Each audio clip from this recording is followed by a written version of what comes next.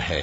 لوگوں کا حساب اعمال کا وقت نزدیک آ پہنچا ہے اور وہ غفلت میں پڑے اس سے منہ پھیر رہے ہیں۔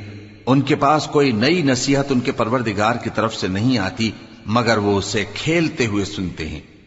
ان کے دل غفلت میں پڑے ہوئے ہیں اور ظالم لوگ آپس میں چپکے باتیں کرتے ہیں کہ یہ شخص کچھ بھی نہیں مگر تمہارے جیسا آدمی ہے، تو تم آنکھوں دیکھے جادو کی لپیٹ میں کیوں آتے ہو؟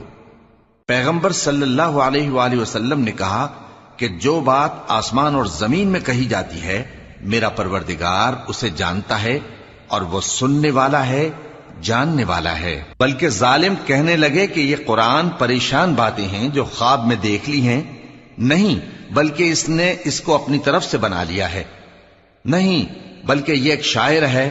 تو جیسے پہلے پیغمبر نشانیاں دے کر بھیجے گئے تھے اسی طرح یہ بھی ہمارے پاس کوئی نشانی لائے۔